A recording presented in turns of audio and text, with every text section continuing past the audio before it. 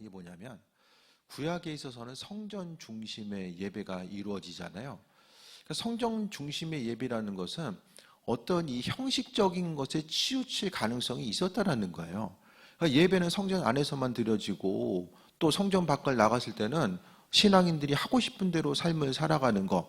그래서 성전 자체가 하나님의 존재하는 곳이고 하나님의 임재가 있는 곳인 것은 맞는데 이 건물 자체가 이제 그 어떤 우상화되거나 형상화되는 그런 부분이 있어져서는 안 된다라는 거.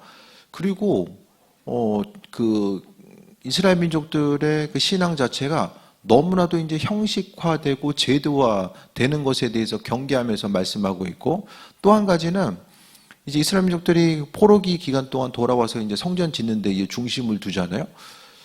그런 것에 대한 어떤 반론적인 의미성도 있어요. 성전만 지어진다고 이게 다 되는 거냐, 이런 그 움직임들도 조금씩은 좀 있었던 것 같아요. 예를 들어서 이 시대 순으로 보면은 학계 스가랴서가 훨씬 뒤에 있는 일이잖아요. 이사야서는 나라 멸망 이전이니까. 근데 특히 이제 제가 이사야서가 거의 세 부분에 통해서 나눠진다고 말씀드렸어요. 이사야서가 제1 이사야. 첫 번째 파트는 이스라엘 멸망 이전, 두 번째 파트는 멸망 이후, 세 번째 파트는 포로기에서 돌아와서. 그래서 이제 오늘 뒷부분 66장은 이스라엘 민족들이 포로 공동체로 돌아갔다가 이 돌아온 이후의 상황들이 많이 이제 전개가 돼요. 그러면서 치유와 회복과 또 은혜 부분에 대해서 많이 말씀하고 있거든요. 그러면서 하나님은 어떤 분이냐면은 하늘이 보좌예요. 하나님 앉은 곳이고 땅은 발판이다. 전체 우주의 크기를 생각하면은 이 땅은 발판 축에도 못 낄 거예요. 어쨌든 이사야서는 하나님의 광대하심과 은혜와 풍성하심을 이렇게 이제 표현하고 있습니다. 그래서 내가 안식할 채소가 어디 있으랴? 하나님은 무소부지하시고 어디서나 언제든지 임재하시는 분임을 말씀하고 있습니다. 그래서 우리가 하나님의 전지전능하심에 대해서 기억하고 또 은혜의 풍성함에 대해서 함께 생각하며 나아가고자 했을 때에 하나님은 그 뜻대로 그분의 방법대로 우리의 삶의 여정 가운데 함께 하신다라는 것에 대해서 또 말씀하고 있습니다.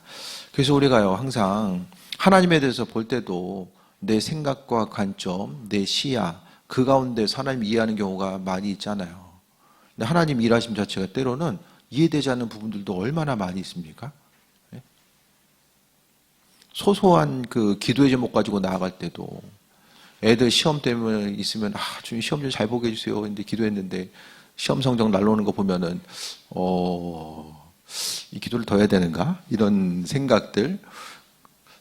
하나님은 때로는 그렇잖아요. 이런 소소한 기도 제목에 대해서 하나님은 관심을 기울이고 계신가? 이런 생각들이 들 때도 있잖아요.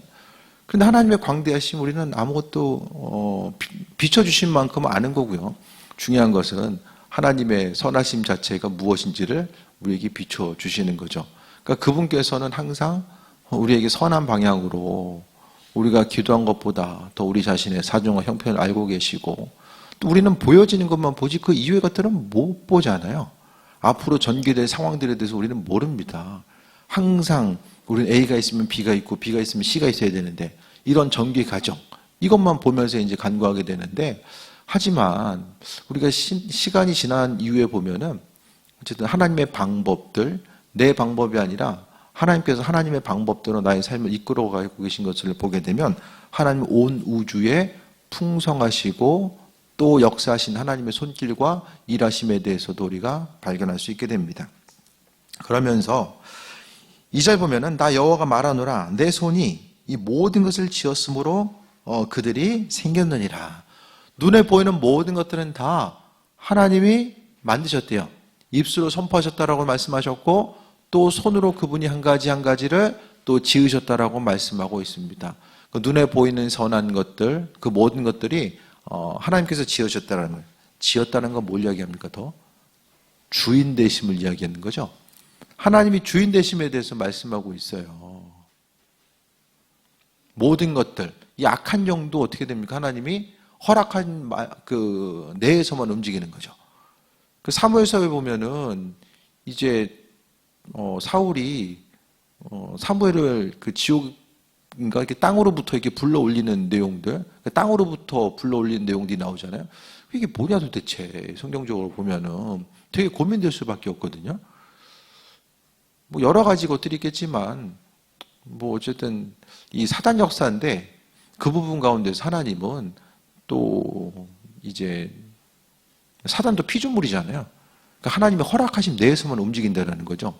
그러니까 이 근본적인 것들을 봤을 때는 세상 모든 것들을 다 하나님이 만드시고 지으셨다는 이 창조 질서 가운데서 우리가 한 가지 한 가지를 바라보는 거예요. 선한 것이든 악한 것이든지 간에 우리의 생각 가지고 이해할 수 있는 부분들, 세상에서 이해할 수 있는 부분들이 뭐 얼마나 있습니까?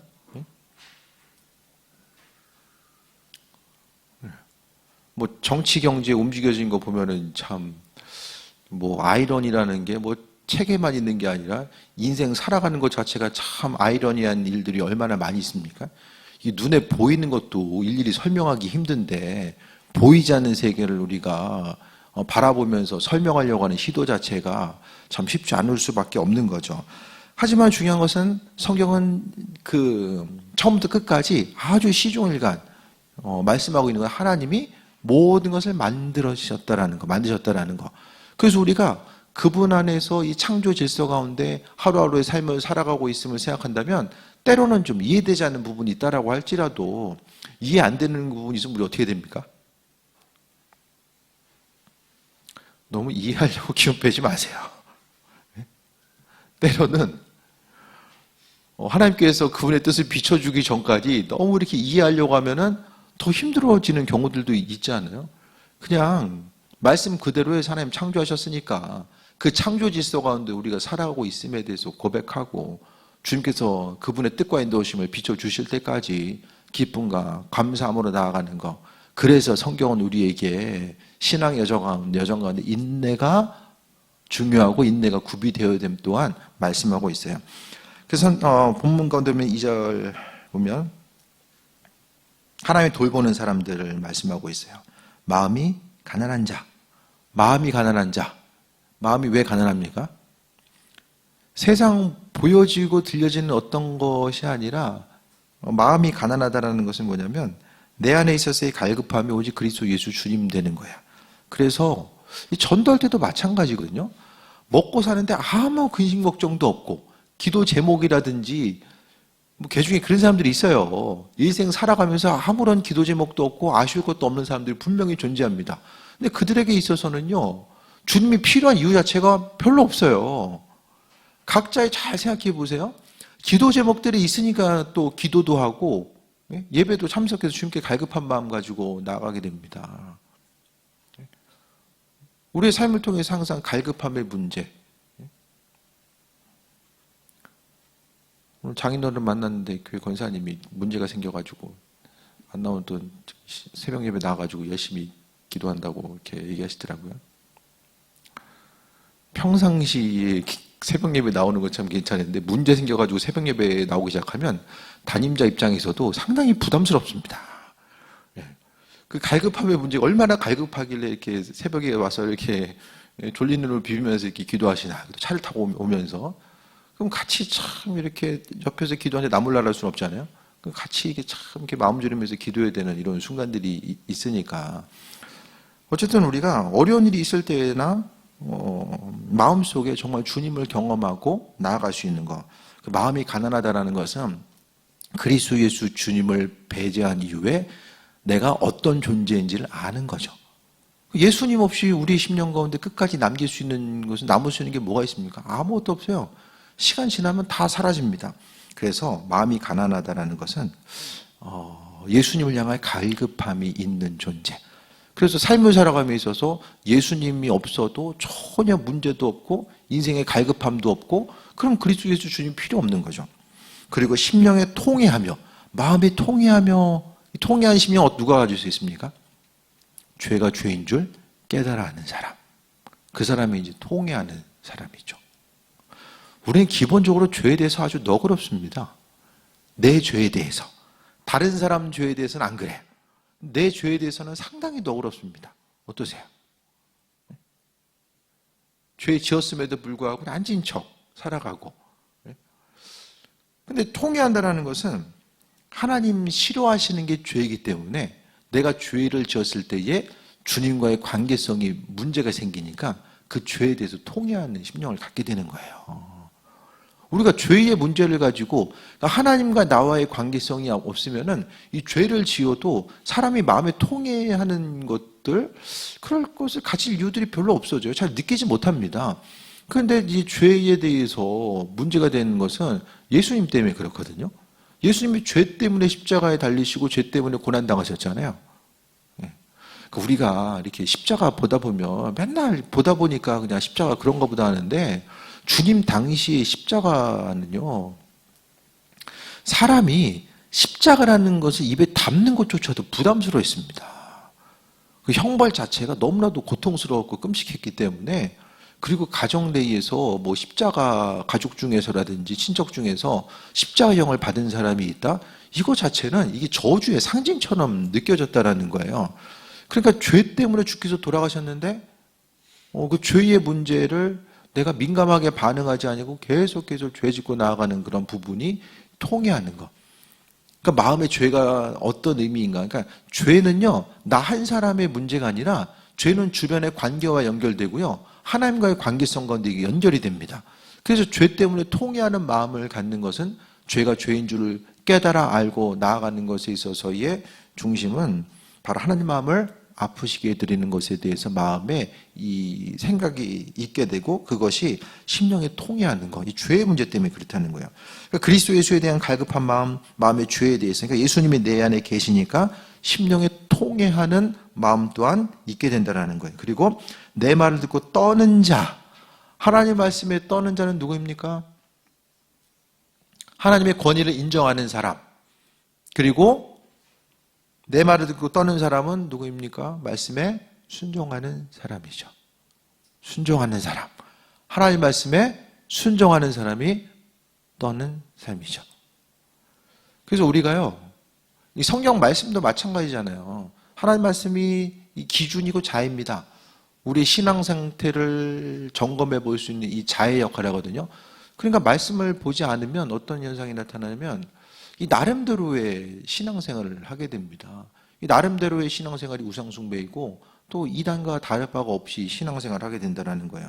그래서 주님 안에 거하고자 했을 때 내 말을 듣고 떠는 자, 그분을 존중하게 여겨드리고 주님 앞에 나갈 때마다 그 하나님의 살아계심, 그것에 대해서 생각하고 지금도 우리 인생 가운데 살아 역사하신다라는 그 부분이, 그러니까 신앙의 중심은 좀 날카롭게 서 있어야 돼요. 칼도 이게 무뎌져 있으면 쓸 수가 없잖아요. 우리의 신앙도요, 어느 정도 이렇게 날카로움을 유지할 수 있어야 됩니다. 그 날카로움이 하나님 앞에서의 온전한 자세가 되어져 있는 거죠. 그게 아니면 보이지 않는 하나님 앞에서 나름대로의 신앙을 계속해서 영위하다 보면은 이 믿음 생활이 점점 더 이렇게 변해갑니다.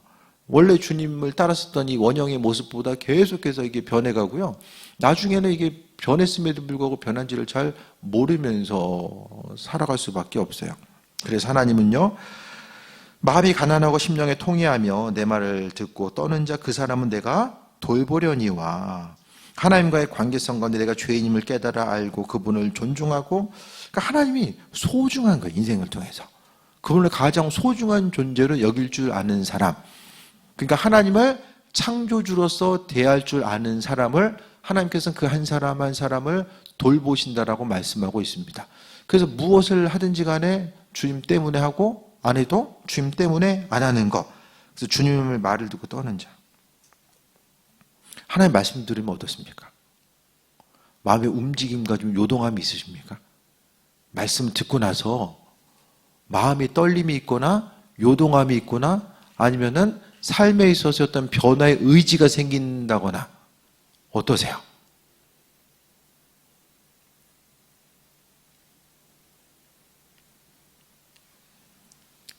읽어야지 떨림이든 요동함이든 뭐가 있을 수 있겠죠? 말씀은요, 하나님을 대하는 자세인 거예요. 그러니까 지금도 이제 유대인들, 종교인들이 구약 성경을 다 외우는 이유 자체는 머릿속에 항상 하나님 말씀을 새기고 그 말씀 가운데 살아계시니까 하나님이 소중하기 때문에 그 말씀을 보는 것에서 그친 것이 아니라 말씀을 마음속에 새기는 거예요. 마음속에. 예. 이게 아무리 유대인이라도 구약성경 외우는 거 39권 외우는 게 쉽지 않습니다. 그거 지금 막 그 일주일에 한 구절 외우는 것도 그냥 머리 안 돌아가가지고 지금 다들 고생들 하시잖아요. 이거 전체를 생각했을 때에 하나님의 말씀을 듣고 떠는 자, 그분을 왕을 왕으로서 여기고 또 하나님을 하나님으로서 여겨드리는 것, 그것에 대해서 존중하는 한 사람 한 사람을 주님께서는 돌보신다. 하나님이 돌보신 인생보다 더 축복받은 삶이 어디 있어요? 주님의 돌보심이 있기 때문에 환난과 어려움으로부터 막아주시고 방향성을 잡아주시고 길을 반대 방향으로 가게 되면 하나님께서 그 온전한 방향으로 나아갈 수 있도록 지혜로서 함께 하시는 것. 그래서 성경에 있어서의 가장 큰 은혜와 복은 뭐라고 말씀드렸어요? 동행함. 그분과 동행함. 하나님과 동행하는 사람들의 특징은 하나님의 영이 임하게 됩니다. 하나님의 영이 임한 사람들이 바로 하나님의 지혜와 능력으로 체험받는 거죠. 그래서 하나님의 영이 마음속 깊은 곳까지 임하는 사람들은 그분과 교제함과 동행함으로 나아가는 거죠. 근데 반대. 자, 3절이요. 예배드리는 사람. 이 구약에 있어서의 이스라엘 민족들에게는 상당히 부담스러운 얘기입니다. 소를 잡아드리는 것을 살인함과 다름없이 하고 어린 양을 드리는 것을 개 먹을 것금과 다름없이 하며 그리고 예물은 돼지의 피와 다름없이 하고 분향하는 것은 우상을 찬송하는 것과 다름없이 그리고 그들의 마음은 가증한 것을 기뻐하다. 이스라엘 민족들이 싫어하는 것 세 가지가 나오고 있어요. 뭡니까? 하지 말아야 될 것들. 싫어하는 것은 개와 돼지. 개와 돼지는 성경에 있어서의 대표적인 부정한 동물입니다. 개와 돼지는. 그리고 하나님 말씀하신 우상 숭배. 그들의 마음은 가증한 것을 기뻐했다. 소를 잡아들이고 또 예물을 드린다라는 표현이 있거든요. 그러니까 이스라엘 민족들은 소를 잡아드렸어요. 잡아가지고 하나님께 제사해서 드렸고, 그런데 하나님 보시기에는 소나 양이 다른 것이 아니라 개를 드리는 것, 그리고 예물 드리는 것이 돼지 피, 또 분향하는 것을 우상을 향해 나아가는 것. 분향과 소와 양이라는 것을 성경에 나와 있는 그대로 하나님께 헌신했는데 하나님 보시기에는 어떻습니까? 그거 자체가 소를 드리는데 소를 드리는 게 아니에요. 개나 돼지 피를 드리는 것과 동일하다. 이 얘기를 들었을 때에 이스라엘 민족들의 반응이 어떨까?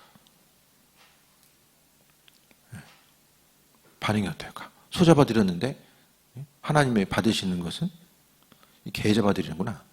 이렇게 여기는 거죠. 왜 그럴까?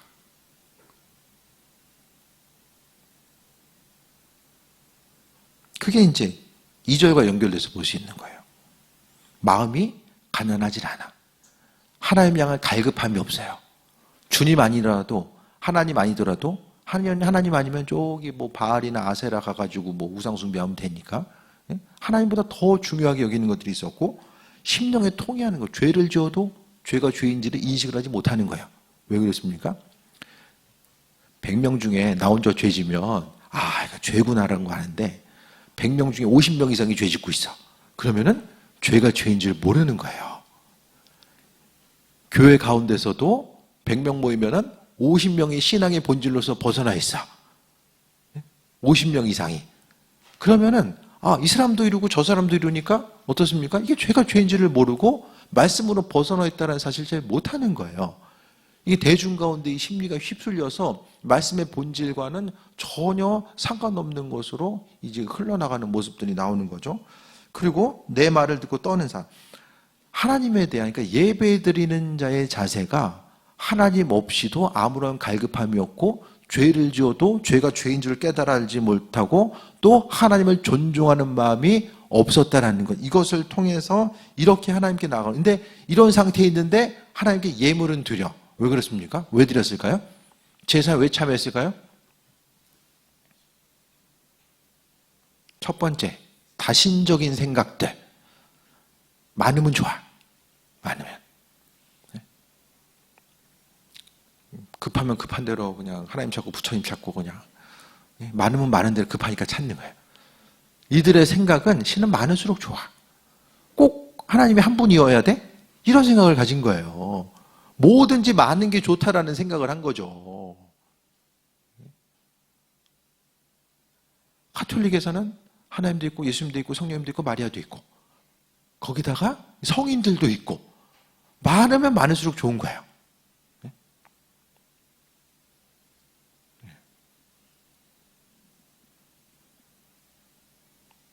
얼마 전에 뭐 해외에 한 청소년인가요? 누가 성인이 돼가지고 성인의 머리카락을 우리나라로 이렇게 유해 중에 머리카락을 한국 저기로 보냈거든요. 카톨릭에서 성인이 되기 위해서는 뭐 카톨릭의 지대한 공헌을 해야 되고 그 다음에 뭔가 한두 개라도 뭔가 좀 기적이라고 얘기할 수 있는 뭔가 있어야 돼요.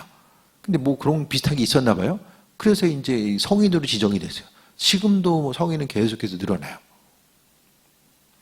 근데 성경에서 이게 성인 제도가 왜 생겨졌는가 언젠가 말씀드렸잖아요. 이전에 초대교회 당시 이후에 그 기독교인들이 극한 박해를 받을 때에 그 안에서 신앙의 모델들이 중요했어요. 왜냐하면 리더들도 없고 사제들도 없고 어떤 목회자들이 세워지던 시기가 아니었으니까 초창기에는. 그러니까 그 각각의 공동체 가운데서는 신앙적으로 온전한 모델들이 아주 중요한 역할을 합니다. 저렇게 신앙생활해야 돼, 이렇게 신앙생활해야 돼. 이런 그 성인까지는 아니더라도 귀한 리더들이 있었고 그들의 삶을 본받고자 하는, 왜냐하면은 성경책이 제대로 되는 것도 아니니까 신앙생활 어떻게 해야 될까? 저 사람 모델을 통해서 주님 닮아가면 돼. 이렇게 됩니다. 그래서 한 사람 한 사람을 그런 신앙 공동체 가운데서 순교했던 사람이라든지 이런 귀한 신앙을 가지고 있는 사람들을 높이고 하다 보니까 이게 점점 이제 변질돼가지고 성인 제도가 된 거예요. 성인 제도. 성인의 한 사람을 통해서 뭐 이제 세례명을 주기도 하고 이런 부분들이 나타나잖아요. 근데 이런 부분들이 카톨릭의 특징은 토착화입니다. 토착화. 네. 아프리카 가면 아프리카, 남미 가면 남미, 우리나라든 우리나라 와서 토착화가 되잖아요. 그 토착화 중에 하나가 뭐죠? 제사제도이고 뭐 술, 담배 허용하는 것도 다 토착화예요. 토착화. 네. 카톨릭의 중요한 특징이 바로 토착화입니다. 그렇게 하다 보니까 이제 본질을 잃어버릴 수밖에 없는 거죠. 그래서 이제 그때도 말씀드렸던 것 같은데 독일 갔을 때 이제 교수님하고 이제 그런 얘기를 하다가 카톨릭은 도대체 우리가 어떻게 봐야 되냐? 사이비로 보는 건 조금 너무 간 것 같고 교수님 얘기는 이건 이단이다. 사이비는 저기 신천지 같은 게 이제 사이비잖아요. 그 사이비라고 보기에는 조금 어려움이 있을 것 같고 이제 이단으로 봐야 된다. 역사 교수님의 입장이 이단으로 봐야 된다라고 이렇게 이제 결론을 내주더라고요.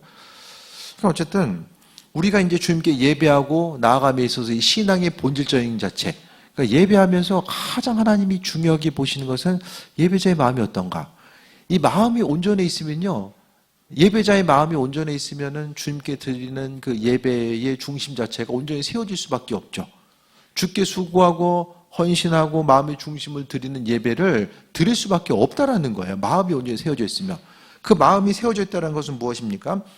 죄에 대해서 자복하고 통회하고 주님을 향한 갈급함이 있고 말씀 가운데 주님을 두렵고 떨리는 마음 가지고 나아가는 것. 그래서 예배 가운데서는 주님을 향한 갈망함과 이 소망함들이 계속 있어져야 되는데 우리의 예배도요, 오늘 본문에 나와 있는 것처럼 난 예배 드리고 있는데 하나님 보시기에는 개의 목을 꺾고 돼지 피, 그러니까 이게 부정적인 것들, 본질 아닌 것들로 채워지는 예배가 될 수 있다라는 거예요. 그래서 분양하는 것을 우상을 창송하는 것과 다름없이 행하는 그들은 어떻게 됩니까? 자기의 길을 택하며 그들의 마음은 가증한 것을 기뻐한다.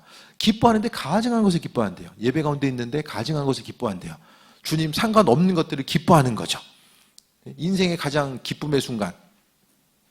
기쁨의 순간이 언제입니까? 그러니까 주님과의 관계성 가운데 기쁨의 순간을 찾아가야 되는 거죠. 4절 봅니다. 나 또한 유혹을 그들에게 택하여 주며 그들이 무소하는 것을 그들에게 임하게 하리니 이는 내가 불러도 대답하는 자가 없으며 내가 말하여도 그들은 듣지 않고 오직 나의 목적에서 악을 행하며 내가 기뻐하지 아니하는 것을 택하였음이라 하시니라. 예배를 온전히 서 있지 못하고 죄 가운데 있는 이들에게 하나님께서는 유혹을 그들에게 택하여 주신대요. 하나님의 보호하심, 2절에는 돌보는 사람들이 있고 4절에는 유혹을 택해서 하나씩 끄집어가지고 준다라는 거예요. 환난과 어려움을 주시기도 한다라는 것에 대해서 말씀하고 있습니다. 왜 그렇습니까? 불러도 대답하는 자가 없대요. 불러도. 하나님께서 그분의 선한 뜻을 비치시고 함께 하시고, 이 불러도 대답한다는 게 여러 가지 의미가 있겠죠. 이거 죄가 죄인데 하나님께서 죄다라고 말씀하셔도 이것을 듣지 않는다라는 거예요. 내가 말하여도 듣지 않고 나의 목전에서 악을 행한다. 그러니까 여기서 전체적인 뉘앙스는 죄인데 이걸 죄라고 하나님께서 이 모양 저 모양으로 뭐 선지자를 통해서 말씀하시던 하나님 말씀하셔도 그것을 듣지 않는 것. 그러니까 성경에서 이 이사야서 시대는 선지자를 통한 선포죠.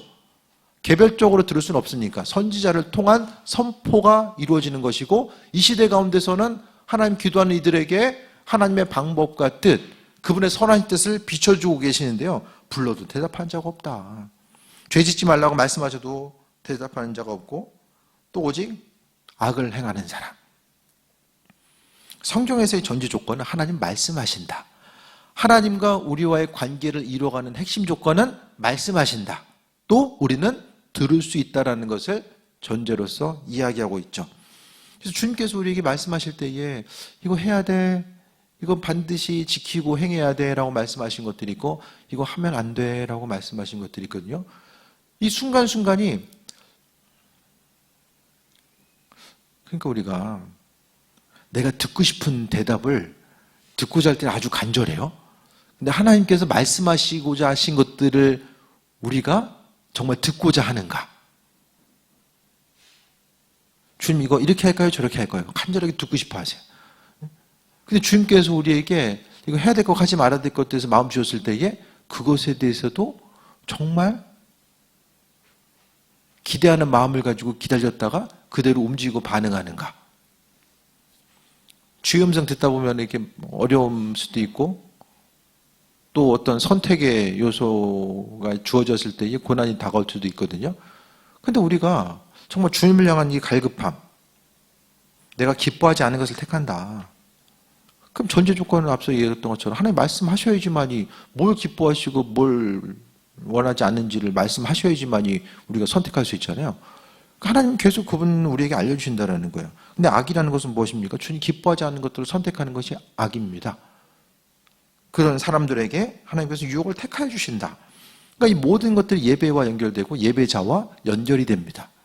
그래서 주님 은혜 가운데 주님이 돌보시는 그 귀한 삶, 그분의 울타리 안에 거하며 그분이 돌봐주시는 그 귀한 삶을 살 거냐, 아니면 말씀 가운데 온전히 움직이지 못하고 그 선하신 뜻과 예배하심을 생각하지 못하며 살아갈 거냐, 이런 부분에 대해서 또 이야기하고 있습니다.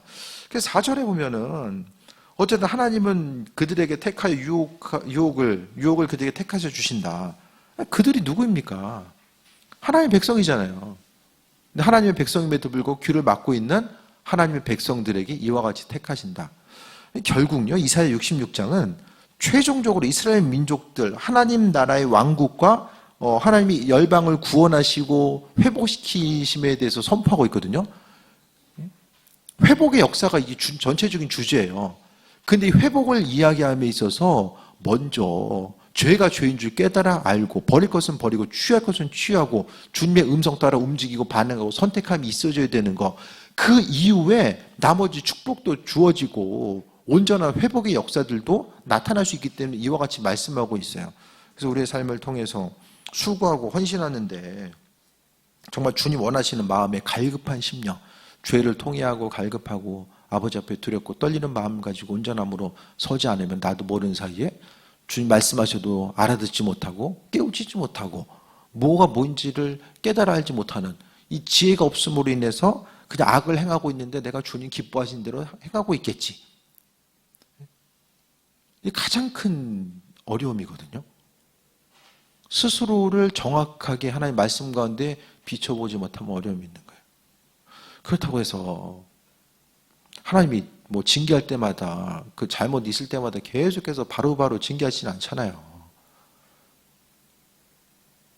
이게 한편 마음에 놓이기도 하지만 또 이런 부분들이 어려움이 생기는 거예요. 하나님이 징계는 또 하나님의 사랑함에 있어서 하나의 또 방편이기도 하니까, 그래서 아무 일 없이 평범하게 삶을 살아간다고 해서 내 인생 가운데 주님과의 관계성이 좀 깨진 부분이 없는가, 아버지와의 관계성 가운데 걸림돌은 없는가, 이런 부분을 계속해서 점검하지 않으면요, 이스라엘 민족들처럼 소나 양을 드렸음에도 불구하고 하나님께서 가증히 여기시는 그 예배의 모습이 될 수밖에 없었고, 주님의 음성을 듣기 전까지 이들은 전혀 생각 못했을 거예요.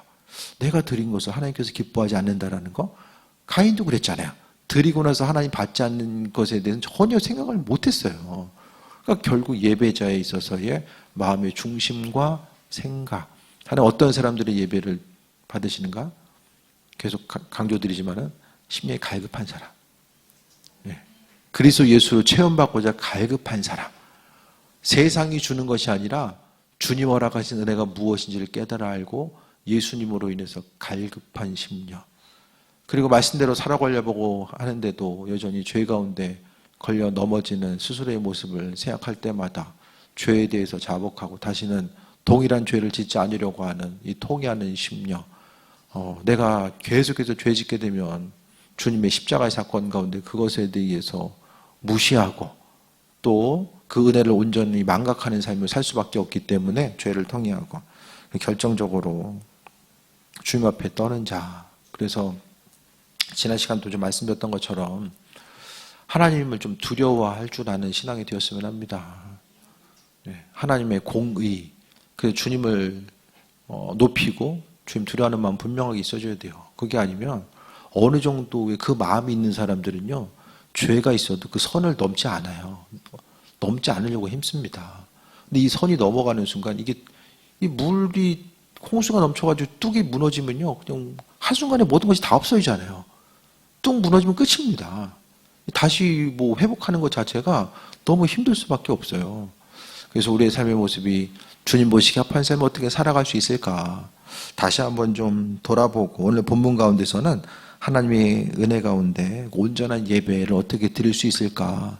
주님 기뻐하신 예배자로서의 삶을 어떻게 살아갈 수 있을까?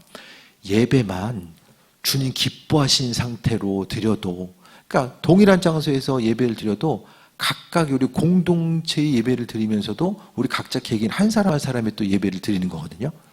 예배는 공동체성이 있고 또 개별적인 개별성이 있어요. 그렇기 때문에 이 가운데서 우리가 하나님 기뻐하신 예배자로 어떻게 설 수 있을까?